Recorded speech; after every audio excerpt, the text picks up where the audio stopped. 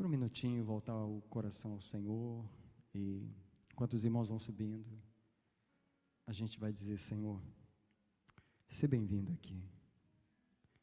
O Senhor não é o conselheiro, não é o ministrante que faz nada aqui, mas quando o teu povo está junto, é o Senhor.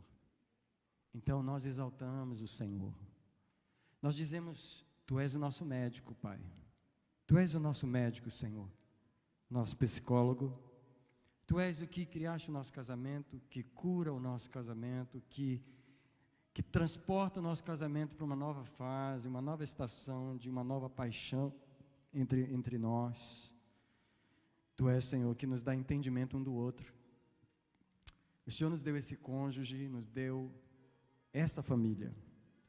E agora, Senhor, eu quero louvar o Senhor com cada irmão aqui, cada pessoa que está aqui, pela família que o Senhor nos deu, pela esposa, pelo marido, pelos filhos que o Senhor nos deu. Deus, nós temos o privilégio de ser uma família que tem a Bíblia no centro da nossa casa. E nós abrimos a Bíblia e nós oramos com nossos filhos, e nós somos o privilégio de orar como um casal, juntos, Senhor, de dobrar o joelho no pé da cama e dizer: Tu és o nosso Deus. Então, Pai, eu quero, com cada pessoa que está aqui, dedicar o nosso casamento ao Senhor, dedicar essa união ao Senhor, dedicar essa unidade ao Senhor. Eu queria pedir que você ficasse à vontade para clamar ao Senhor, para abrir seus lábios, para realmente clamar pelo seu casamento. Não me deixe só eu orar, mas você dizer ao Senhor: Deus, faz isso mesmo. Levanta mesmo a minha família, levanta a minha casa, os meus filhos com poder. Levanta, Senhor, o meu casamento com a vida de oração, de oração, de oração, de oração. O Senhor é o Deus que opera o milagre, o Senhor é o Deus que faz a obra, é o Senhor, é o Senhor, é o Senhor. Então, Senhor, seja bem-vindo, e faz a tua obra aqui. Faz a tua obra aqui porque Tu és Deus, porque Tu és poderoso, porque Tu és grande, porque nós confiamos no Deus que nos deu a nossa família, nós confiamos no Deus que nos uniu. O Senhor deu o casamento certo, é o casamento certo que o Senhor deu. Embora esse casamento é tão resistido pelo inimigo, ele é tão combatido pelo inimigo, Senhor. O inimigo tenta se aproveitar de nosso temperamento, de nossas decepções, mas nós clamamos o sangue nessa noite.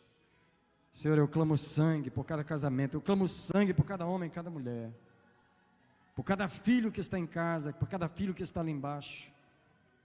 Senhor, eu clamo sangue pela nossa descendência, eu clamo sangue agora.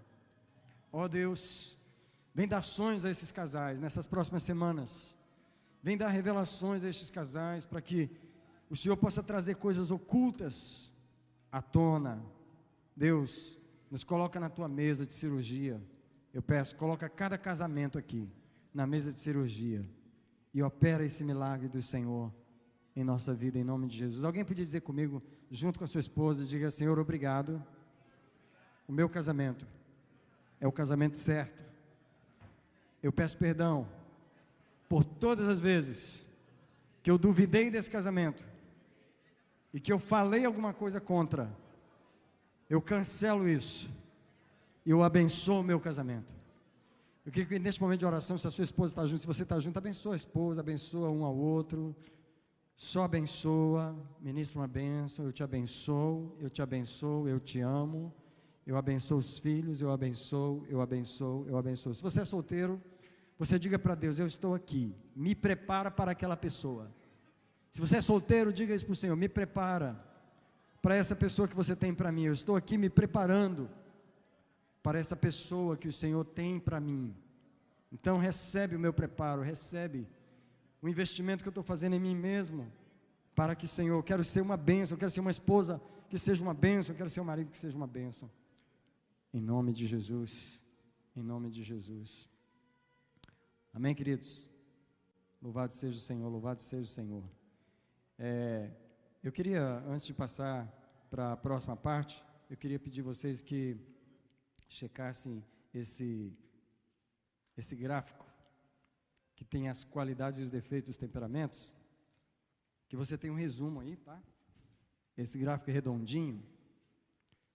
Você vai perceber que eu acrescentei a parte de baixo, porque esse gráfico é do livro Temperamentos Transformados, Ele faz um resumo dos 4 temperamentos, tá? E embaixo eu coloquei o 5º temperamento, que não tem no livro, né? Então, se você olhar assim, dentro do negócio é os defeitos, fora é as qualidades. Então, você tem o sanguíneo, ele é uma pessoa comunicativa do lado de fora, né? Eminente, entusiasta, afável, simpático, bom companheiro, compreensivo, crédulo. Mas os defeitos dele, ele é pusilânime, ele é volúvel, ele é indisciplinado, ele é impulsivo, ele é inseguro, ele é egocêntrico, barulhento, exagerado e medroso. Então, esses são os defeitos. Geralmente, os sanguíneos são atores, vendedores, oradores. Do ladinho, você tem o colérico. Ele é uma pessoa energética, resoluta, independente, otimista, prático, eficiente, decidido, é um líder audacioso. Mas os defeitos dele, ele é irascível, sarcástico, impaciente, prepotente, intolerante, vaidoso, autossuficiente, insensível, astucioso. Então, o colérico, ele tem que orar, se arrependendo desses pecados. Embaixo você tem o melancólico, né? Ele é habilidoso, minucioso, sensível, perfeccionista, esteta, idealista, leal, dedicado. E os defeitos dele, ele é egoísta, mal-humorado, pessimista, teórico, confuso, antissocial, crítico, vingativo, inflexível. E os melancólicos dão muito bons artistas, músicos, inventores, filósofos e mestres. O fleumático, ele as qualidades dele, ele é uma pessoa calma, tranquila, responsável, eficiente, conservador, prático, líder, diplomático, bem-humorado. E o lado negativo dele, ele é calculista, ele é temeroso, indeciso, contemplativo, desconfiado, pretensioso, introvertido e desmotivado. Embaixo nós temos o 5º temperamento, que é o supina. As qualidades dele, ele é uma pessoa leal, ele gosta da verdade, disposto a obedecer. É o temperamento que tem mais gentileza de todos, é o supina. Ele é gentil e terno, gosta de agradar as pessoas, gosta de servir. Os defeitos dele é que ele gosta de ser controlado pelos outros, ele é uma pessoa sofredora, não sabe se defender, não fala o que sente, tem medo de ser rejeitado e ele evita tomar as próprias decisões. Na Bíblia você encontra supinas como os eunucos, os nazireus, os escravos, os servidores e pessoas voluntárias, são pessoas supinas. Com esse resumo, eu quero finalizar hoje a parte dos temperamentos e nós vamos agora para mais um vídeo e nós vamos entrar nas 5 linguagens do amor. Então assista esse videozinho.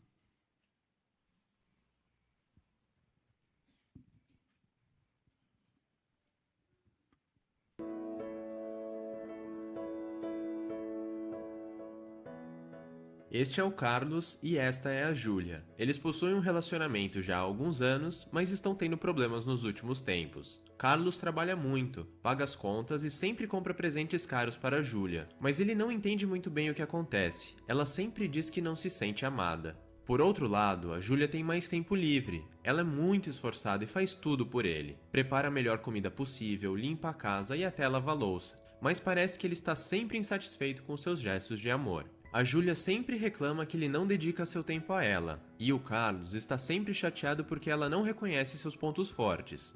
A questão é que, da mesma forma que existem diversos idiomas, existem diferentes linguagens de amor. É como se você estivesse falando grego com uma pessoa que não entende absolutamente nada de grego e ainda ficasse bravo por isso. O problema é que, por mais esforçados que eles possam ser, o Carlos não está falando a linguagem que a Júlia tanto valoriza, e ela não está usando a linguagem que ele deseja. E por esse motivo, eles nunca se sentem verdadeiramente amados e felizes com a relação. É como se houvesse um tanque de amor em cada um deles, e esses tanques estivessem sempre vazios, pois eles não estão usando o combustível correto. Então, para reverter essa situação, nós precisamos entender as 5 linguagens do amor. Palavras de afirmação.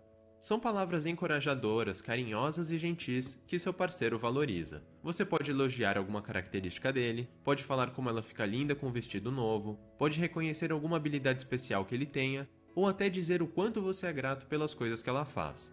Ou então, vamos supor que ele tem o sonho de escrever. Você poderia encorajá-lo a conquistar esse objetivo. A intenção é sempre reconhecer as qualidades e contribuir com a expansão do potencial do seu parceiro. Uma dica é pegar um caderno quando estiver sozinho e listar as qualidades do seu parceiro e os sonhos dele, e escrever diversas frases de afirmação para fazer. Isso pode deixar tudo mais claro. Qualidade de tempo. Vivemos na era das distrações, e muitas pessoas acabam confundindo quantidade com qualidade. Se você é daquelas pessoas que presta mais atenção no seu celular do que no seu namorado, ou se você fica vendo televisão ou mexendo no computador enquanto sua esposa fala com você, é bem provável que eles não se sintam amados desse jeito.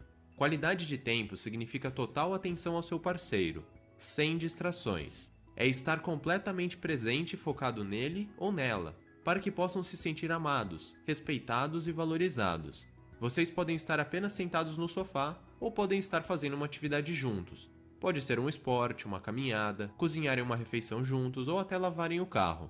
Independente do que estejam fazendo, o mais importante é que vocês estejam juntos, presentes e dedicando o tempo de um ao outro.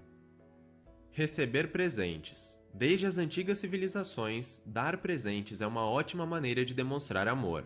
Isso acontece pois os presentes podem ser símbolos, representações materiais do verdadeiro sentimento que temos pelo outro. E não pense que é o preço do presente que importa. Quando falamos de amor, o mais importante é o gesto de presentear. É o fato de se ter uma ideia e de se lembrar da outra pessoa. E é claro, do significado que o presente possui.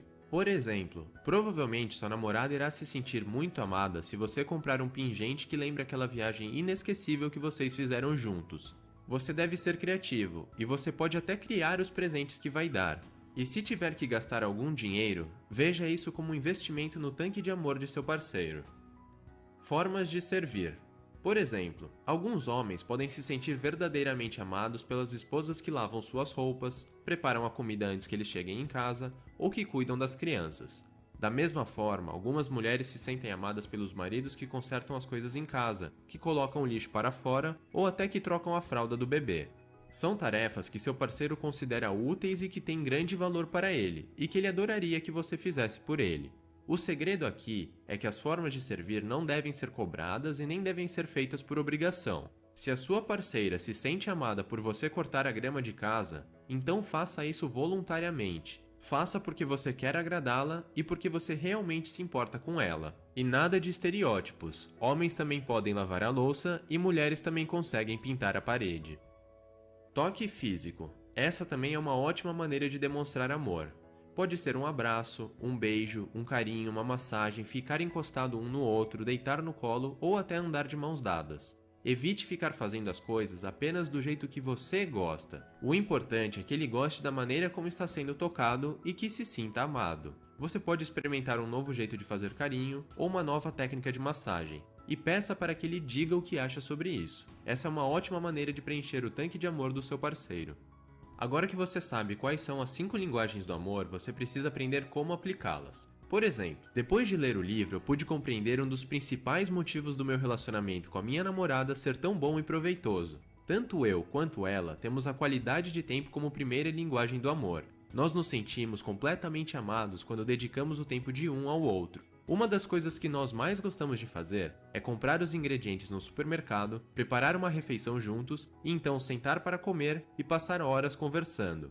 E como nós também damos muito valor ao toque físico, o que mais gostamos de fazer juntos é simplesmente sentar no sofá, sem TV, sem celular e ficar abraçados por horas e horas dando total atenção de um ao outro.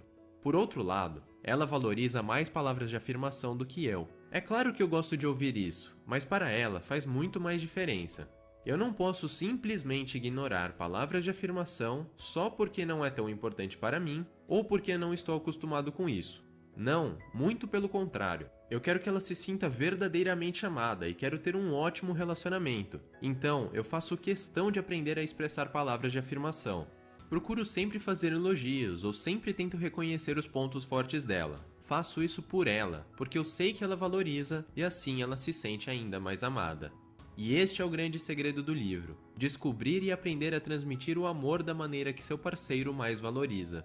De novo, muitas pessoas demonstram amor da maneira errada para seus parceiros e não sabem porque eles não se sentem amados. Não cometa esse erro. Agora você percebe que existem diferentes linguagens de amor e que cada pessoa entende o amor de uma maneira diferente. Você precisa aprender qual é a sua linguagem do amor, e você precisa aprender qual é a linguagem do seu parceiro, pois assim você conseguirá transmitir o amor de uma maneira que ele se sinta verdadeiramente amado. E se ele se sentir amado e fizer o mesmo por você, você também irá se sentir amado. Afinal, isso é o que nós queremos, um relacionamento repleto de amor.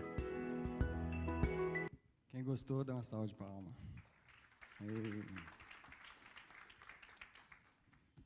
Eu queria perguntar, quem nunca o tinha ouvido sobre as linguagens do amor, levanta a mão, por gentileza. Para quem foi novidade? Obrigado. Gente, quando a gente conhece melhor quem a gente é, facilita as coisas.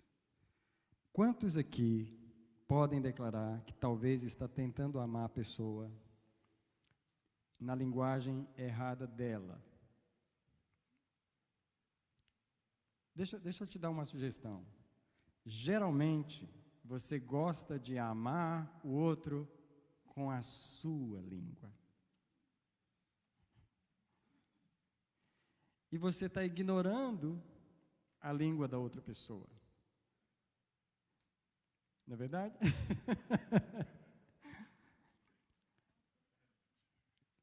Tem vários casos de maridos que fazem coisas para as esposas, porque na cabeça dele, essa é a linguagem de amor dele. Mas aquilo não tem valor para ela.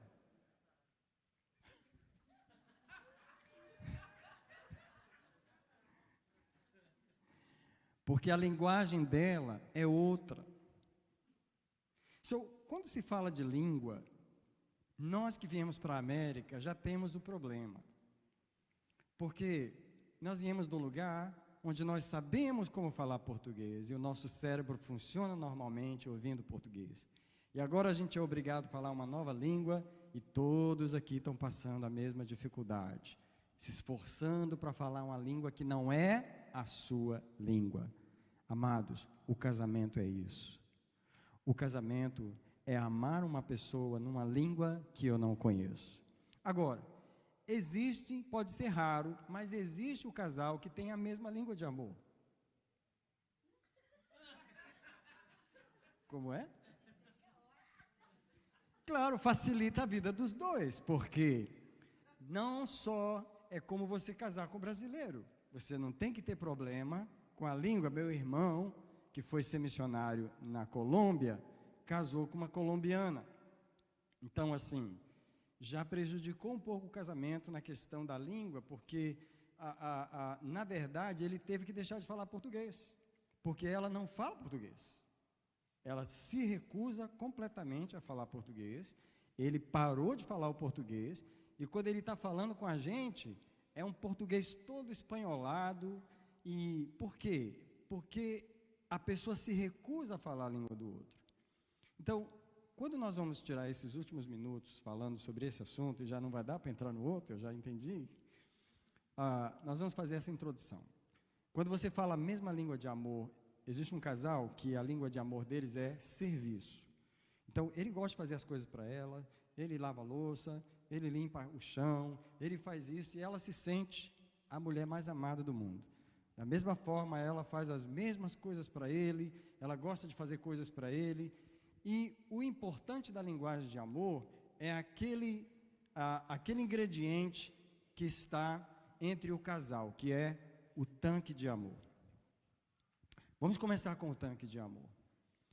Nenhum carro funciona sem combustível, nada funciona sem combustível, nem essas luzes aqui. O combustível é a eletricidade. Todo ser humano, todo casamento precisa do combustível. Agora, a pessoa individualmente, ela tem o seu tanque.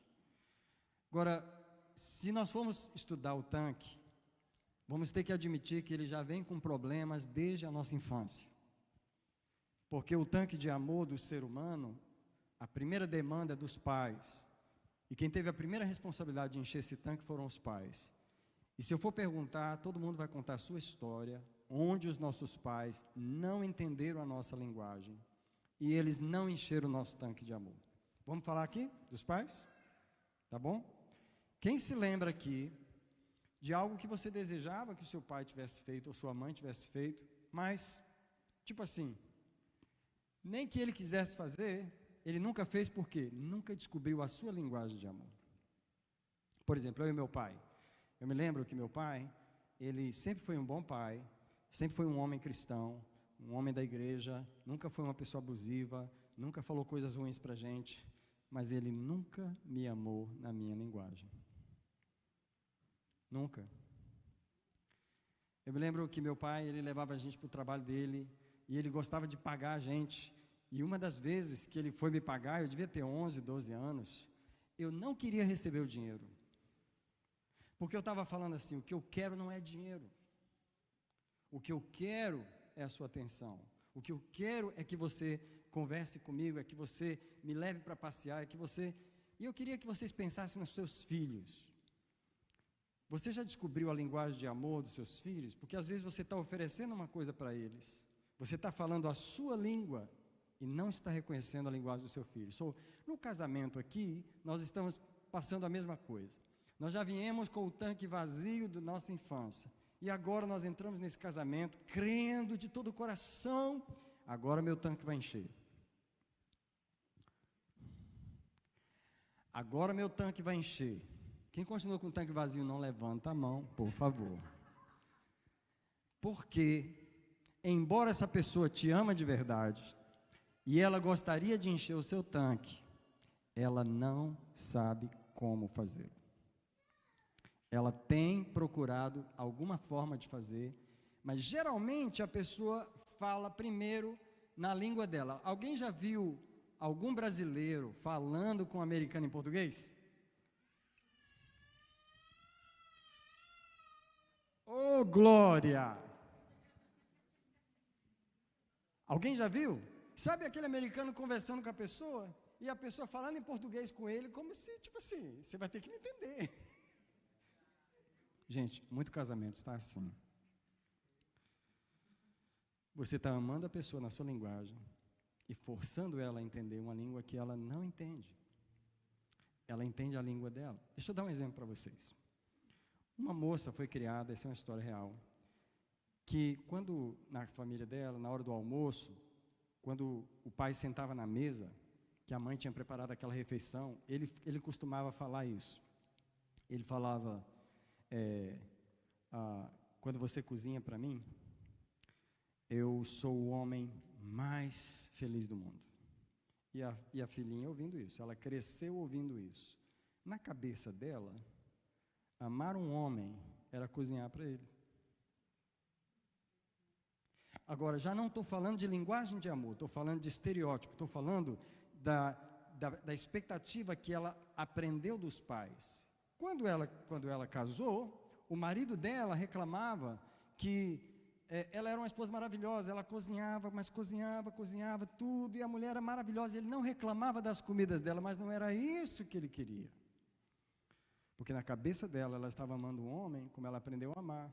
Já ouviu essa história aí que se pega um homem pela barriga? Cuidado se você acredita nisso.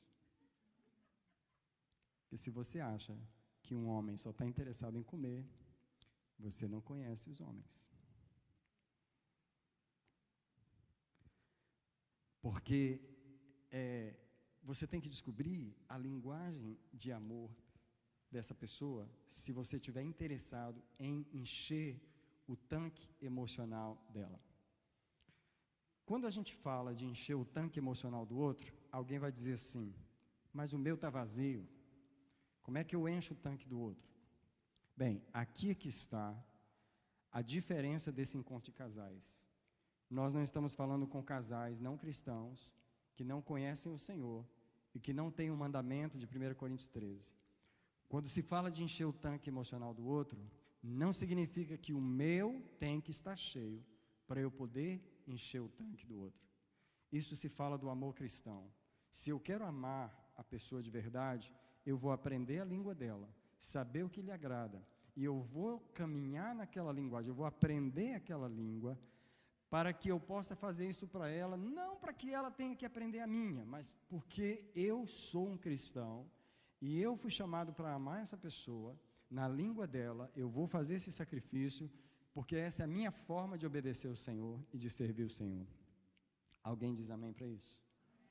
Então, eu queria compartilhar com vocês, nessa introdução, palavras de afirmação. A pessoa que tem essa língua, ela quer que você converse com ela. Ela quer que você fale das coisas que ela faz, que ela é. Geralmente os melancólicos têm essa linguagem de amor. Nem todo melancólico é obrigado a ter, mas geralmente os melancólicos têm. Eu tenho essa linguagem de amor. A minha linguagem de amor é palavras de afirmação. Então, por isso que eu dei uma folhinha para vocês escrever o que achou da aula. Eu quero saber. Eu quero saber o que você achou do que eu falei. Porque para mim é importante saber. É a minha linguagem, você vai estar me amando. Se você escrever para mim as coisas. E não é só para falar coisa boa, eu quero que você fale o que você pensa. Agora, eu queria falar com as irmãs rapidinho. Isso acontece muito com os homens também, mas com as irmãs. Você tem dificuldade de falar coisas boas para o seu marido? Coisas boas que ele faz, ou que ele é, ou que ele tem? Porque nós temos uma grande facilidade de falar do errado, de falar do que falta. E quando você está só falando do que falta, cobrando, isso não é palavra de afirmação, isso é palavra de destruição. Palavra de afirmação é você procurar as coisas boas. Tem ou não tem? Mas tem marido que não acha que tem, porque a mulher nunca acha. Ela nunca encontra uma coisa boa para falar.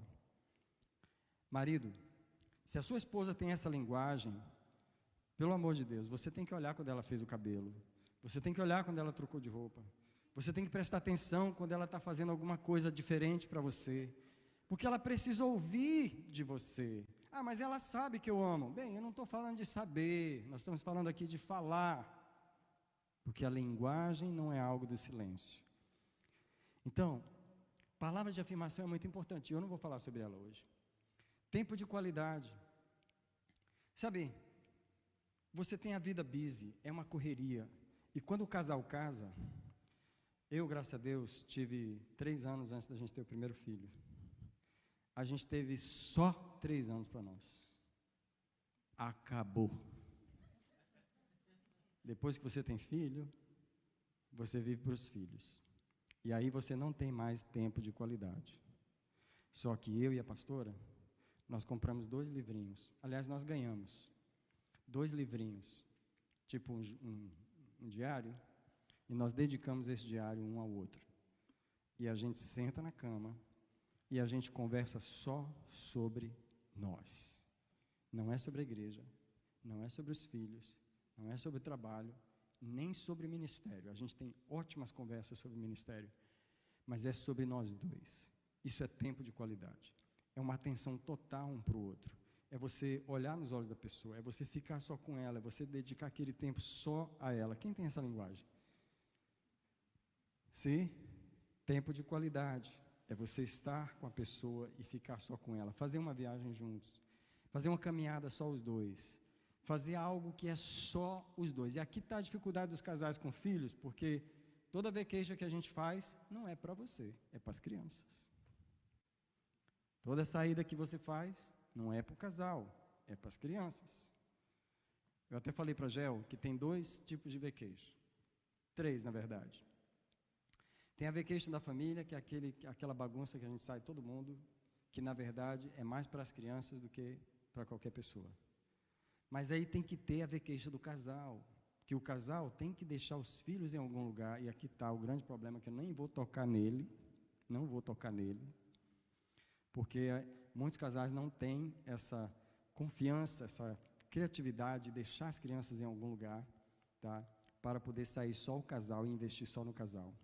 E eu defendo uma terceira vacation que eu acho que é muito importante para as pessoas como ser humano, que é uma vacation pessoal, só você tirar um tempo para você se restabelecer, para você refrescar e para você ser você mesmo, sabe? De vez em quando eu faço isso, e a Gel não fez isso muitas vezes, mas o nosso projeto é que tenhamos esses 3 tipos de vacation. Formas de servir. As esposas fazem muitas coisas em casa, elas cuidam da casa, elas cozinham, elas lavam, elas trabalham demais, elas servem. Parabéns para as esposas. Vocês servem muito aos filhos, servem muito aos maridos. Mas os maridos também servem. Eles trabalham, eles se esforçam, eles dão o sangue, o suor, eles vivem para pagar as contas. A vida de homem é pagar. Nós pagamos. Quem tem orgulho aí de ser homem? De pagar. Parabéns. Parabéns, porque o nosso trabalho é esse. Então, nós servimos uns aos outros. E a Gel, ela tem essa linguagem, né, amor? Então, uma coisa que eu não entendia, deixa eu explicar para vocês, é que, às vezes, a Gel estava na cozinha e ela estava fazendo seu almoço tranquila, rápida, como ela é eficiente e tal. Só que, na hora que eu descia na cozinha, ela achava uma coisa para eu fazer. Você pode descer ali e pegar aquilo para mim? Eu falei, caramba, eu só passei aqui rapidinho, eu só estava de passagem, e agora eu já arrumei uma coisa para fazer. E eu ficava meio irritado com aquilo. Eu falei, por que ela não faz? Ela não já estava aqui fazendo aquilo? E aquilo vai passando e eu nunca estava percebendo. Ela estava fazendo as coisas sozinha, mas se eu chegasse por perto, ela pedia para eu fazer alguma coisa. Só depois que eu fui descobrir. É a linguagem de amor. Ela está dizendo, que tal você aproveitar e me amar um pouquinho? Vai ali, pega isso para mim. Ela podia pegar, mas ela não vai lá. Vai ali, pega isso para mim. Faz isso para mim. Servir, a forma de serviço. Sabendo disso, fica muito mais fácil trabalhar em cima, não fica? Quem aqui acha que tem a linguagem de amor de receber presentes? Que amar, ser amado para você, é ele viajar e te trazer uma coisa, ele lembrar de você, trazer um presentinho para você. Tem alguém que tem essa linguagem? 2, 3, 4. Não quero saber se ele faz. Não está na hora de acusar. Não é. Mas é a sua linguagem?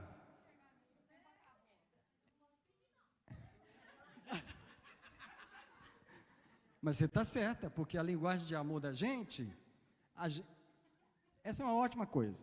Vocês acham que uma pessoa tem que se dar o trabalho de ficar pedindo? Tá, mas aqui, deixa eu dizer uma coisa para os irmãos e as irmãs. Aquilo que o seu cônjuge mais te cobra é um indício da linguagem de amor dele.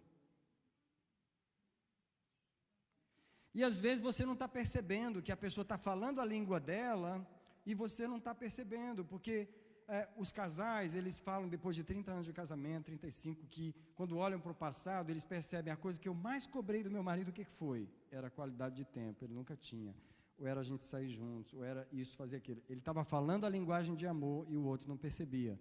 Uma das dicas para você é, perceba o que o seu cônjuge mais te cobra.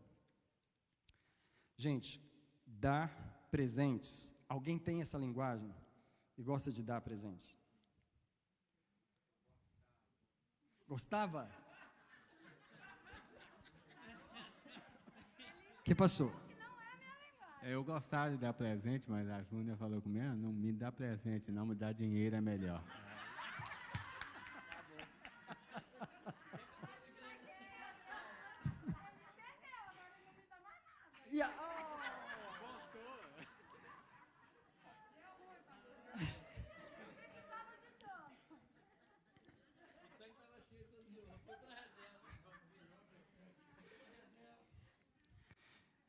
O toque físico não quer dizer que tem que terminar em sexo.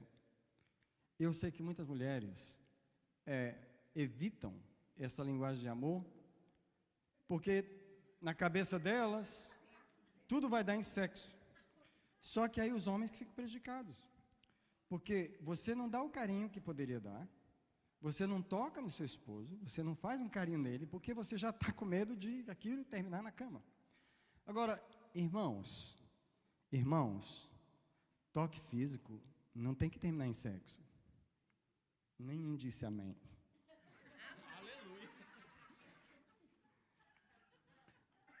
Toque físico é uma forma de encher o seu tanque de amor. Alguém diga comigo isso. O corpo foi feito para ser tocado. Olha, não faz sentido, nenhum casal que não se toca, não faz sentido. Mas é incrível como é possível você estar num casamento que não há toque físico. E aí o que acontece é que na hora do sexo, o toque fica uma coisa estranha. Porque como você nunca toca nessa pessoa, e você só vai tocar nela nessa hora, isso causa muitas mágoas, isso causa muitas feridas. Porque não só a mulher se sente usada, mas homens se sentem usados também. Homens se sentem usados também pelas mulheres que nunca fazem um carinho, só na hora do sexo. Então, toque físico, gente, é uma linguagem de amor que precisa ser respeitada, que precisa ser reconhecida e que precisa ser conversado entre o casal. Como hoje nós não vamos falar das linguagens de amor, nós só estamos fazendo uma introdução. Nós vamos gastar os próximos últimos minutos falando sobre se você tem a disposição de falar a linguagem dele ou não. Porque você está na página da linguagem de amor, o ponto 1 diz que quando a esposa fala a primeira linguagem de amor do marido, ela enche o tanque de amor, e ele, quando ele fala a linguagem de amor dela, de forma que o seu tanque de amor também esteja cheio, perceba que o casamento só anda se o tanque de amor está cheio. O fator sexual desse relacionamento ocorrerá de uma forma automática. Agora, presta atenção, muitos maridos reclamam da questão da vida sexual, de não estar bem, e geralmente sempre essa área precisa de uma melhora, mas a questão não está somente aí, ela está mais no tanque emocional que está vazio. A maioria dos problemas sexuais no casamento tem pouco a ver com as técnicas físicas e tem mais a ver com o suprimento das necessidades emocionais. Igual eu falei para vocês, tem temperamentos que não se importam com sentimentos. Então, se você não valoriza sentimento e você não procura satisfazer o tanque emocional do seu cônjuge, por várias razões, uma delas é porque você está magoado, outra delas é porque você tem um coração duro, outra delas é porque você não está interessado no que a pessoa quer, você está mais interessado no que você quer. Então, por que você vai sair do seu caminho e encher o tanque do outro se ele não enche o seu? Então, a coisa toda fica amarrada na dureza do coração. Se uma esposa fica magoada porque o marido não quer ajudar com as coisas na casa, isso pode ser uma dica para o marido de que a primeira linguagem de amor dela é forma de servir. Se você fica muito triste porque faz tempo que seu cônjuge não lhe dá um presente, e alguém aqui já manifestou isso, talvez a sua linguagem de amor seja receber presentes. Se sua maior dor é proveniente de seu cônjuge raramente lhe dedicar um tempo de atenção, então qualidade de tempo pode ser a sua linguagem de amor. Aqui tem 3 maneiras de você descobrir qual a sua linguagem de amor. Número 1, o que o seu cônjuge faz ou deixa de fazer que mais o magoa? Né? O que é que ele faz ou deixa de fazer que mais entristece você? O oposto a isso é provavelmente a sua linguagem de amor. Está faltando. Ele não conversa comigo. Ele não sai comigo. Ela não me dá atenção. Ela não faz uma comida especial para mim. Né? Ou, ela não me toca, ele não faz carinho em mim, ele é seco, ele não fala nada para mim. Eu queria ouvir uma palavra. Essa cobrança é um sinal. Número 2, o que você mais solicita do seu cônjuge? Aquilo que você mais requisita dele, provavelmente, é o que faz você se sentir mais amado. Alguém pode lembrar um minutinho aí, o que é que você mais cobra? Não precisa falar, é só lembrar. E os solteiros, pensa assim, o que é que você mais idealiza que essa pessoa tenha? Como é esse marido que você quer ter? O que ele faz para você? Isso pode estar falando da sua linguagem de amor. Em terceiro lugar, qual a forma mais frequente de você expressar amor ao seu cônjuge? Qual a sua linguagem? Isso pode ser uma indicação através da mesma que você se sentiria amado. Então, tem mulheres que a linguagem dela é forma de servir, ela vai arrumar a casa, vai lavar a louça, ela vai limpar a casa, ela vai fazer uma comida, ela vai fazer tudo para o marido, aí ele chega e não vê nada. Ele chega, não percebe nada, e ainda está infeliz. Ainda suja a casa, ainda larga as roupas em todo quanto é lugar, e aí essa esposa está magoada, porque ela está amando na linguagem dela, mas ele nem vê a linguagem dela, e na verdade ele está querendo ser amado com outra linguagem, que ela também não fala. Então pronto, um não fala a linguagem do outro, os dois estão amando e não se sentindo amados. É muito importante reconhecer isso aqui. Agora, para que as linguagens de amor possam ser praticadas, é preciso escolher amar. E aqui eu quero dizer para você que conhecer a linguagem de amor do outro não é suficiente se não houver a decisão de amar a pessoa, independente do que passou até agora no casamento. Não vou perguntar a ninguém aqui se você já teve alguma decepção no seu casamento. Não vou perguntar a ninguém aqui se você já se sentiu triste, insatisfeito com o seu cônjuge, cobrando alguma coisa, porque todos nós já nos sentimos em algum ponto. A questão é se, apesar de toda a insatisfação e toda a decepção que teve até agora, se você estaria disposto a amar essa pessoa a partir de hoje, na linguagem dela, sem responder para mim, respondendo no seu coração, você estaria disposto a amar o seu cônjuge, a linguagem dele? Responda para o Senhor, porque o que Deus está perguntando essa noite são duas coisas. Primeiro, você conhece a linguagem da pessoa? Mas a segunda pergunta é, você quer fazer isso? Você quer amá-la na linguagem dela? Isso vai mostrar para mim que você está se sacrificando por essa pessoa e amando ela de verdade. Como falaremos da linguagem de amor um do outro quando nossos corações estão cheios de mágoa, raiva e ressentimento pelos fracassos anteriores? Aqui que está. Quando você diz, desculpe, eu sei que eu lhe magoei, mas eu quero mudar a minha atitude. Eu desejo amá-lo ou amá-la em sua linguagem. Eu quero suprir suas necessidades. Faça uma pausa nesse momento. Faça uma pausa nesse momento.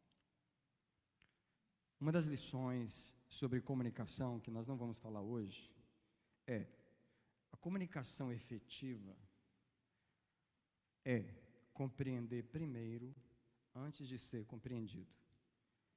Não vou falar essa linguagem, essa matéria hoje. Mas a questão aqui da linguagem é essa. Todo mundo aqui está clamando para que o seu tanque emocional seja cheio.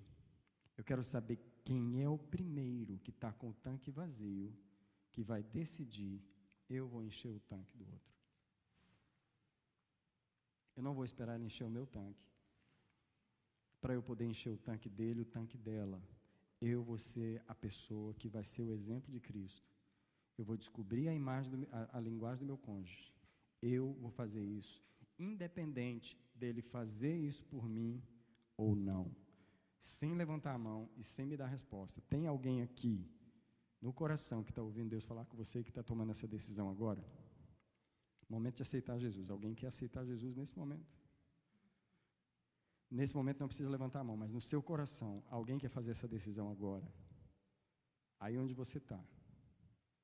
Porque nós podemos sair desse encontro e de todos os outros sem tomar decisão nenhuma. Ah, foi muito bom o que eu ouvi, mas não vou fazer nada.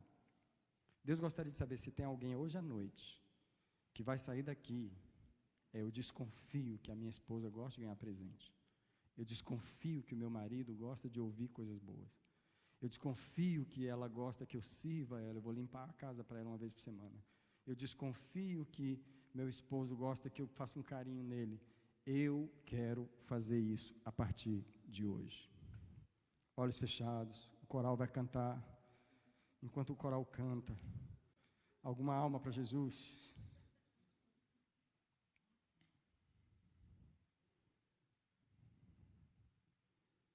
Sem a decisão de amar, não adianta a gente estudar isso. O amor não apaga o passado. Eu sei que houve decepções, mas o amor altera o futuro. E quem acredita que daqui a 3 meses nós podemos ter casamentos diferentes aqui?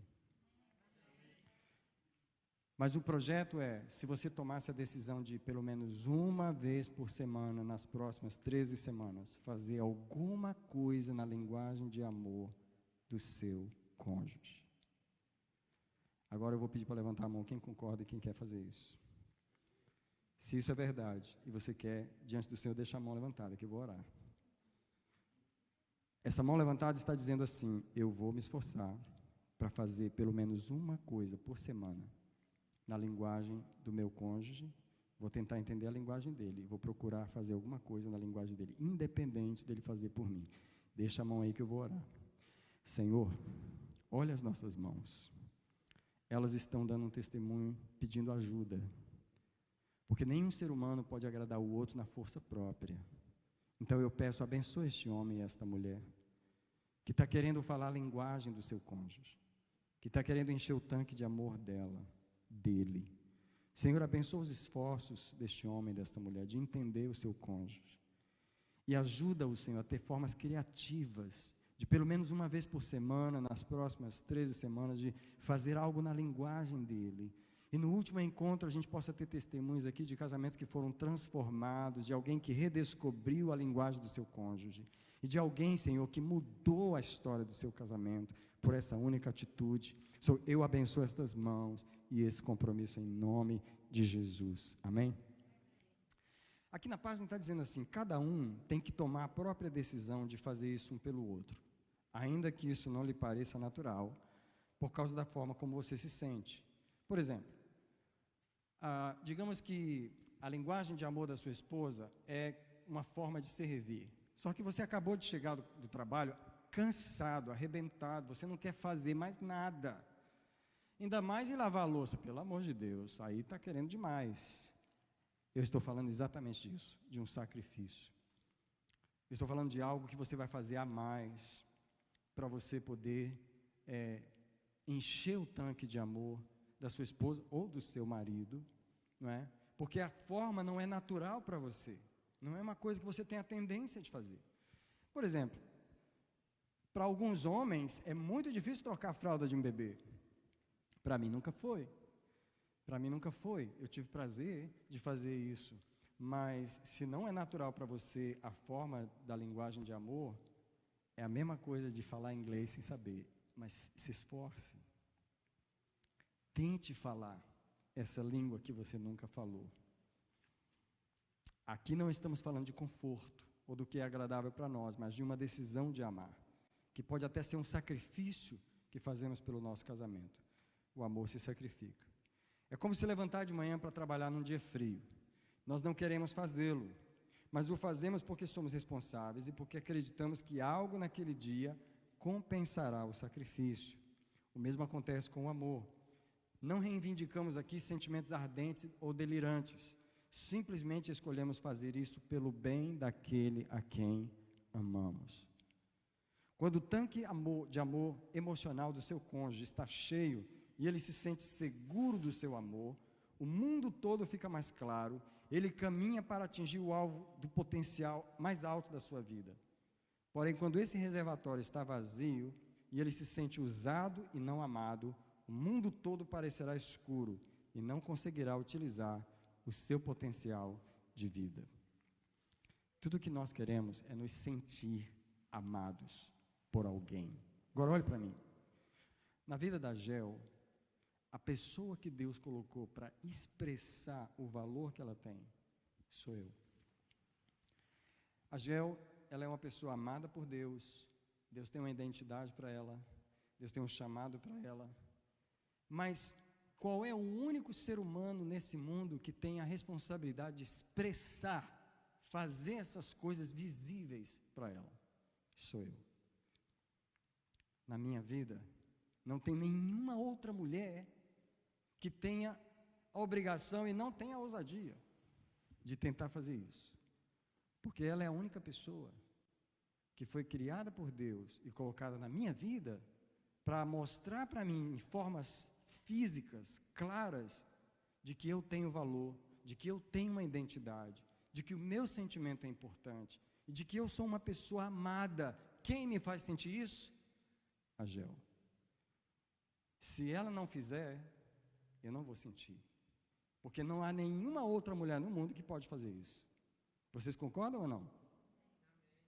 Eu quero perguntar para você. Suponha que tem alguém aqui que não tem. Um coração bem duro com o seu cônjuge. Tá? Mas não tem. Mas suponha que tivesse. Eu queria perguntar para essa pessoa. Já que você não está disposto a encher o tanque de amor da sua esposa ou do seu marido, você permite alguém mais fazê-lo?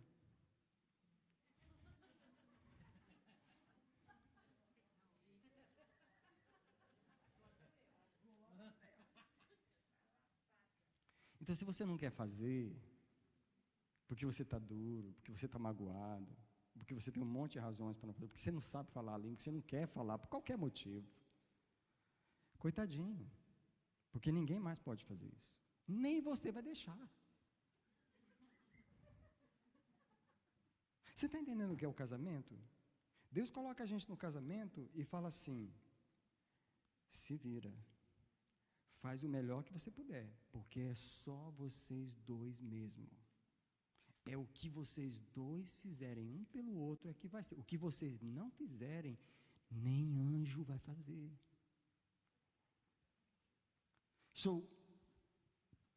Agora eu vou falar algo que, se eu não falasse para pessoas maduras, as pessoas não iriam entender. Uma das coisas que eu pessoalmente sinto que o céu é um lugar muito mais superior do que o que a gente vive aqui, eu vou falar por quê, na minha cabeça. É porque no céu, você não depende de outra pessoa para ser feliz.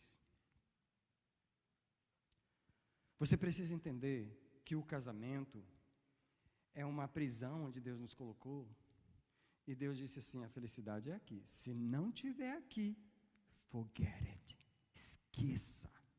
Não existe em outro lugar, é aqui. Então, faça isso funcionar. Como no céu, Deus vai liberar a gente do casamento, embora que não vai liberar a gente dos relacionamentos humanos que a gente tem. Eu não vou explicar essa dimensão porque eu não fui lá, eu não sei. Então, não me pergunte, mas a gente vai ter uma dimensão de relacionamento. Mas uma coisa do céu é: eu não vou depender de ninguém para encher o meu tanque de amor. Eu vou ser completo, eu vou ser pleno, eu vou ser plenamente eterno, pleno o tempo todo. Mas aqui, eu dependo. E aqui, o meu cônjuge depende. Então, é minha responsabilidade encher o tanque de amor. Eu quero orar mais uma vez, para que Deus dê maneiras criativas de você fazer isso nas próximas semanas. Pai, em nome do Senhor Jesus. A experiência do casamento é uma das maiores misericórdias do Senhor com o ser humano. A experiência de ter uma família, de viver dentro da mesma casa, com a mesma esposa, com o mesmo esposo, durante todos os anos da nossa vida até a morte, é uma das maiores misericórdias e dos maiores planos que o Senhor fez para nós. Senhor, eu quero abençoar, eu quero celebrar o casamento nessa noite. Contra todo o esforço da sociedade e dos ateístas e dos agnósticos da nossa sociedade contra o casamento.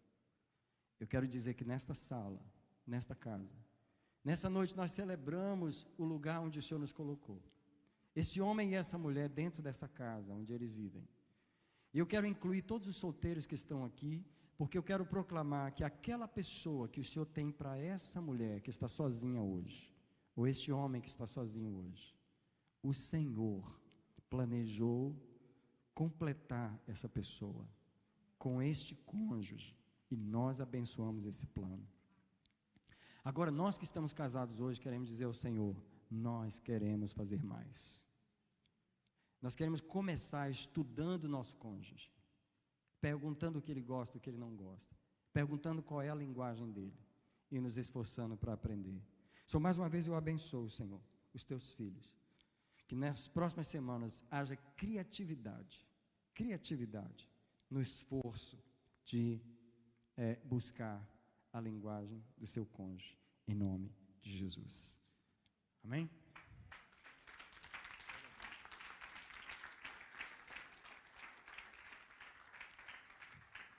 Glória a Deus.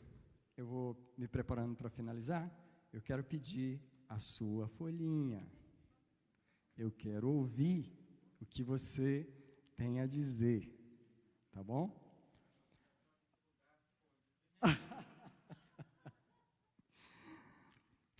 Duas coisas importantes de hoje: o temperamento e a linguagem de amor.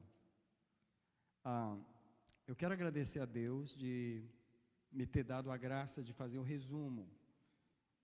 E eu quero que vocês orem por mim, porque é tanto material que às vezes eu não sei qual que eu tenho que dar. Então, tem 9 páginas aí, vocês viram, a gente praticamente só raspou a superfície. Vocês podem ler tudo que está aí em casa, tranquilo. E eu vou trazer as outras páginas para vocês. Tem um irmão aqui que falou que o tio dele trabalha na padaria e que ele vai encomendar os pães na sexta-feira, para o próximo lanche.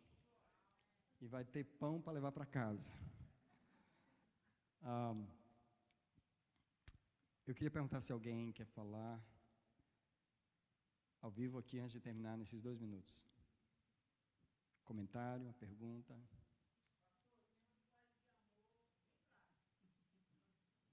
Vem, pode vir.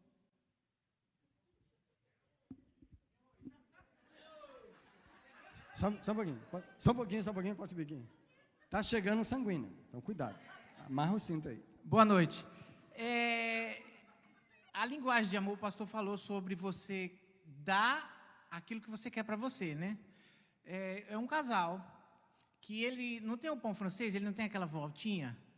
Ele gostava muito dessa voltinha. O peitinho do pão. Só que ele, toda manhã, ele dava à esposa. E ela odiava isso. E por muito tempo, ele fazia isso. E as confusões começavam pela manhã. Então, você vê, um simples pedaço de pão trazia toda a confusão dentro do lar. E já começava pela manhã. E eles só foram descobrir isso depois, o pastor acho que vai falar sobre comunicação, quando resolveram se falar. Que ele disse, eu te dei sempre a pedaço do pão que eu mais gostava. E eu odiava aquele infeliz daquele peitinho do pão. Amém. Obrigado, Namir. Esse é um exemplo de amar com a linguagem errada. Igual a esposa que fazia polenta, e ele comeu polenta durante muitos anos, right? Um dia eles vão almoçar na casa da mãe dele, aí, como é que foi, amor? Vem cá falar essa. Esse aí teve que aprender a linguagem, né? Porque comeu tanta polenta que aprendeu a gostar, porque não gostava. Ele odiava né? Mas casou e a esposa amava polenta, mineiro, fazia polenta e todo almoço, toda a janta. E aí ele, para agradar no início, foi comendo. Aí teve um dia que eles foram almoçar na casa da mãe, da sogra, né? Que era na casa da mãe dele. Aí ela foi fazer polenta. Aí a mãe dele falou assim, ué, mas você nunca comeu polenta? E aí, que era aquele dia que ela foi descobrir que o marido dela nunca gostou de polenta. Mas ele falou, não, mas eu aprendi a gostar.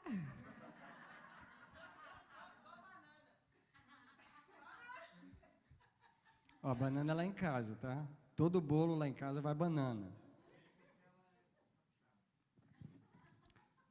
Tem mais alguém que quer falar rapidinho?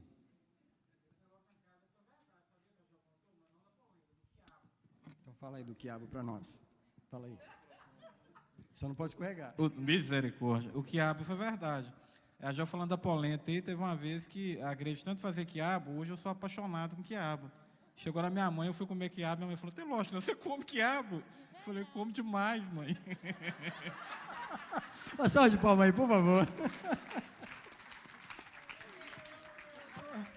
Agora, fala para mim, o que as esposas não fazem a gente fazer? Fala pra mim. Deixa a irmã Flávia dar um. O meu não é de comer, não. É porque eu não gosto de toque e ele gosta. E ele pega na minha cabeça, eu fico quase doida. E eu falo que ele não pega na minha cabeça. E ele já gosta. E eu fico o tempo todo porque eu sei que ele gosta. Mas quando ele vem e põe a mão em mim, eu dou cada pulo. Meus filhos, eles chegam perto de mim, eu já dou um jeito de ir. Os filhos também. Eu não Gente, gosto. deixa eu dizer algo para vocês. Deus não nos fez errado. Deus nos fez diferentes.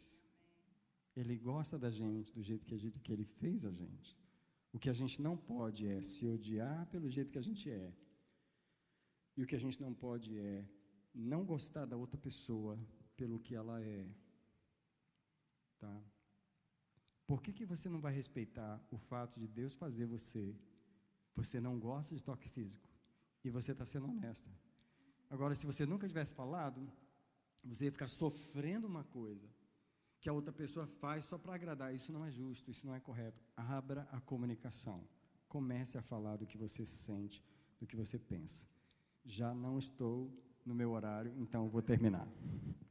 Vamos ficar de pé. Pastora, você começou, termina para nós, por favor. Amém. Quem está grato ao Senhor? Tantas coisas, né? Novas que a gente tem aprendido, e estamos saindo aqui com o dever de casa, né? De encher o tanque. Mesmo se o seu estiver vazio, meu irmão, vá na fé. Vai encher aí, que depois o seu vai ser enchido aí. E os solteiros também estão tendo a oportunidade de aprender, porque se a gente tivesse tantos conhecimentos antes, quantas coisas que a gente poderia ter evitado, né?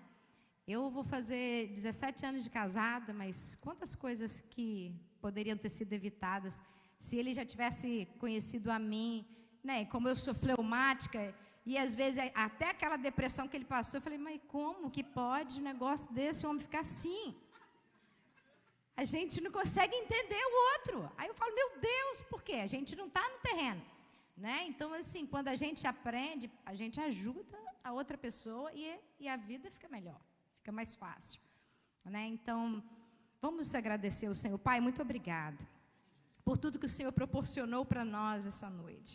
Queremos dar graças a Ti, Senhor, porque, como diz a Tua palavra, o povo perece por falta de conhecimento, e o Senhor tem nos trago esse conhecimento, Pai.